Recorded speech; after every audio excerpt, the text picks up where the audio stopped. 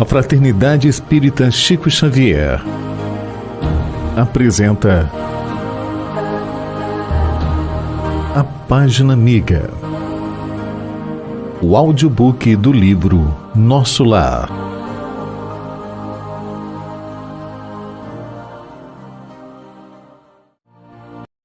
Capítulo 37.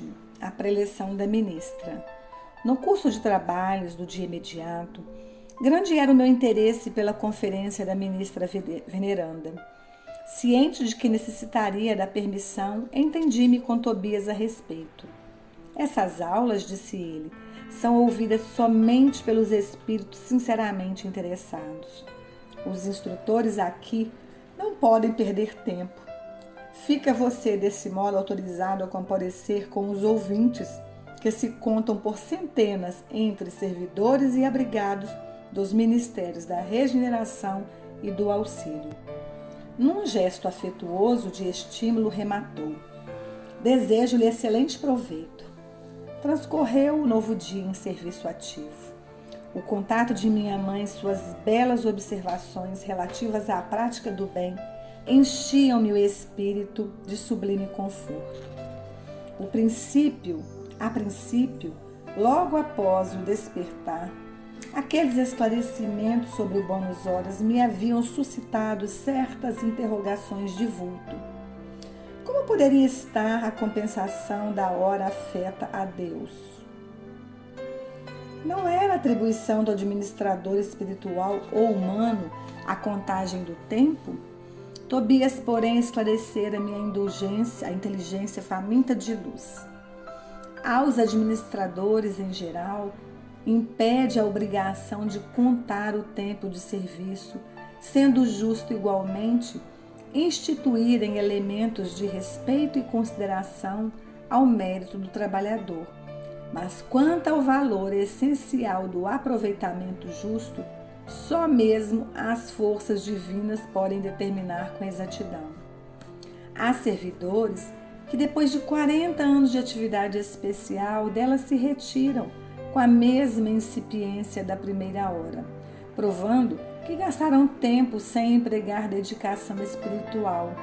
Assim como existem homens que, atingindo 100 anos de existência, delas saem com a mesma ignorância da idade infantil. Tanto é precioso o conceito de sua mamãe, disse Tobias, que basta lembrar as horas dos homens bons e dos maus.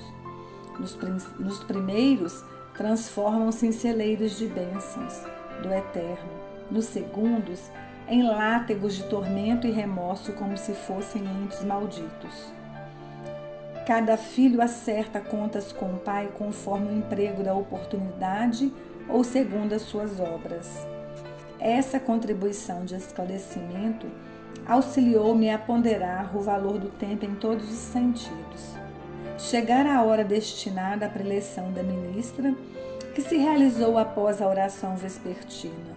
Dirigi-me em companhia de Narciso e Salúcio para o grande salão em plena natureza. Verdadeira maravilha, o recinto verde onde grandes bancos de relva nos acolheram confortadoramente. Flores variadas brilhavam à luz de belos candelabros, exalavam delicado perfume. Calculei a assistência em mais de 100.000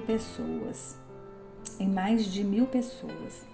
Na disposição comum de grande assembleia, notei que 20 entidades se assentavam em local destacado entre nós outros e a eminência florida onde se via a poltrona da instrutora. A uma pergunta minha, Narcisa explicou: estamos na assembleia de ouvintes. Aqueles irmãos que se conservam em lugar de realce são os mais adiantados na matéria de hoje, companheiros que podem interpelar a ministra. Adquiriram esse direito pela aplicação ao assunto, condição que podemos alcançar também por nossa vez.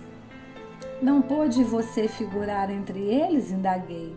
Não, por enquanto posso sentar-me ali somente nas noites em que a instrutora verse o tratamento dos espíritos perturbados. Há, porém, irmãos que ali permanecem no trato de várias teses conforme a cultura já adquirida. Muito curioso o processo a aduzir. O governador, prosseguiu a enfermeira explicando, determinou essa medida nas aulas e palestras de todos os ministros, a fim de que os trabalhos não se convertessem em desregramento da opinião pessoal, sem base justa, com grave perda de tempo para o conjunto. Quaisquer dúvidas, quaisquer pontos de vista verdadeiramente úteis poderão ser esclarecidos ou aproveitados, mas tendo em vista o momento adequado. Mal acabara de falar, e eis que a ministra veneranda penetrou no recinto em companhia de duas senhoras de portes distinto, que Narciso informou serem ministras da comunicação. Veneranda espalhou com a simples presença enorme alegria em todos os semblantes. Não mostrava a fisionomia de uma velha, o que contrastava com o nome. Sim, o semblante de nobre senhora na idade madura, cheia de simplicidade, sem afetação. Depois de palestrar ligeiramente com os 20 companheiros, como a informar-se das necessidades dominantes nas assembleias em geral, com relação ao tema da noite, começou por dizer: como sempre, não posso aproveitar a nossa reunião para discursos de longa tiragem verbal, mas aqui estou para conversar com vocês, relacionando algumas observações sobre o pensamento. Encontram-se entre nós, no momento, algumas centenas de ouvintes que se surpreendem com a nossa esfera, cheia de formas análogas à dos do planeta. Não havia aprendido que o pensamento é a linguagem universal? Não foram informados de que a criação mental é quase tudo em nossa vida? São numerosos os irmãos que formulam semelhantes perguntas. Todavia, encontraram aqui a habitação, o utensílio e a linguagem terrestres. Esta realidade, contudo, não deve causar surpresa a ninguém. Não podemos esquecer que temos vivido até agora referindo-nos à existência humana em velhos círculos de antagonismos vibratórios. O pensamento é a base das relações espirituais dos seres entre si. Mas não olvidemos que somos milhões de almas dentro do universo, algo insubmissas ainda às leis universais. Não somos, por enquanto, comparáveis aos irmãos mais velhos e mais sábios, próximos do divino, mas milhões de entidades a viverem nos caprichosos mundos inferiores do nosso eu. Os grandes instrutores da humanidade carnal ensinam princípios divinos, expõem verdades eternas e profundas nos círculos do globo. Em geral, porém, nas atividades terrenas, recebemos notícias dessas leis sem nos submetermos a ela e tomamos conhecimento dessas verdades sem lhe consagrarmos nossas vidas. Será crível que somente por admitir o poder do pensamento ficasse o homem liberto de toda a condição inferior? Impossível. Uma existência secular na carne terrestre representa período demasiadamente curto para aspirarmos à posição de cooperadores essencialmente divinos. Informamo-nos a respeito da força mental no aprendizado mundano, mas esquecemos que toda a nossa energia nesse particular tem sido empregada por nós em milênios sucessivos nas criações mentais destrutivas ou prejudiciais a nós mesmos. Somos admitidos aos cursos de espiritualização nas diversas escolas religiosas do mundo, mas com frequência agimos exclusivamente no terreno das afirmativas verbais. Ninguém, todavia, atenderá ao dever apenas com palavra. Ensina a Bíblia que o próprio Senhor da vida não estacionou no verbo e continuou o trabalho criativo na ação. Todos sabemos que o pensamento é força essencial, mas não admitimos nossa milenária viciação nos desvios dessa força.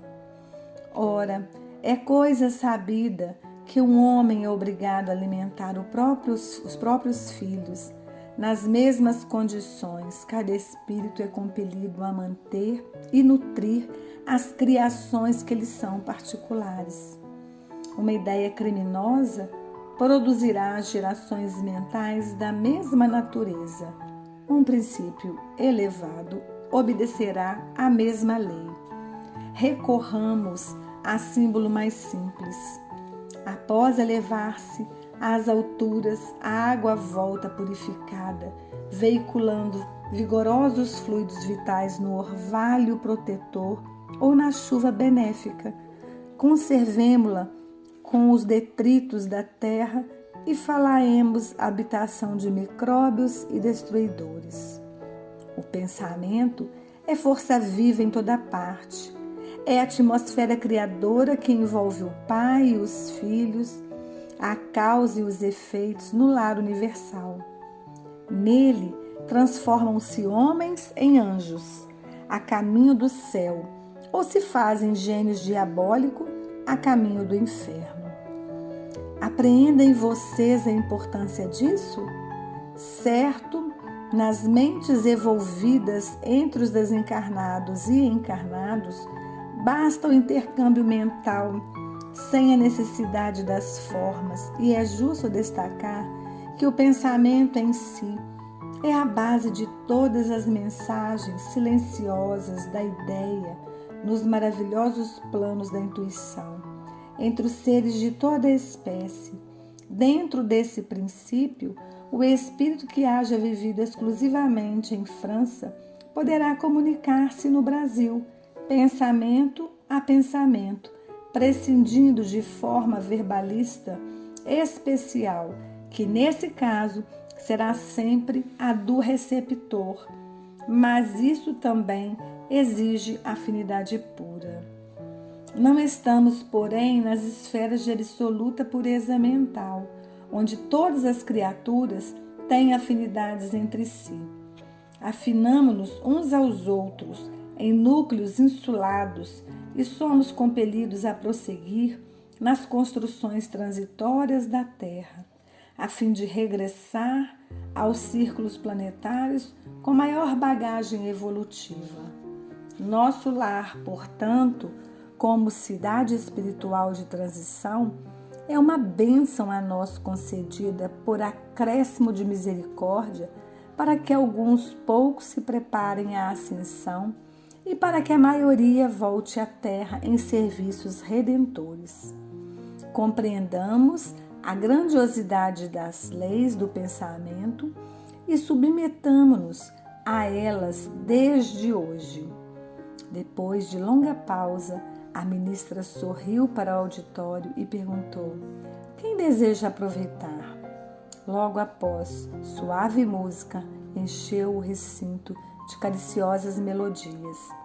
Veneranda conversou ainda por muito tempo, revelando amor e compreensão, delicadeza e sabedoria, sem qualquer solenidade nos gestos para evidenciar o término da conversação. Findou a palestra com uma pergunta graciosa. Quando viu os companheiros levantarem-se para despedidas, ao som da música habitual, indaguei de Narciso surpreendido: que é isso? Acabou a reunião?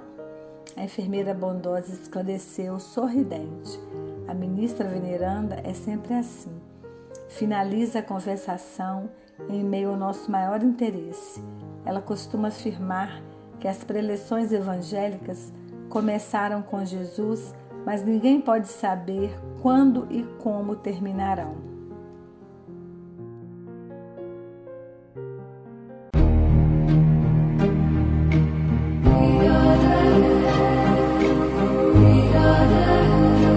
Audiobook do livro Nosso Lar.